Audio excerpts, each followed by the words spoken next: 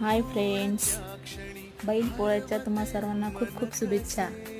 बाजारातून बैल आणले होते.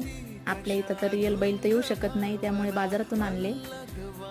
इथं ठेवलाय मी चहा आणि इथं काढते मिरची मी मिक्सरमधून, कारण पाऊस पडला आज तर खूप भजे खाण्याचं मन झालं होतं. तसं तर संध्याकाळचा स्वयंपाक होणारच होता, पण आमच्या सरांना भजी खायची होती पाऊस पडल्यामुळे, त्यामुळे मी मिरची काढली.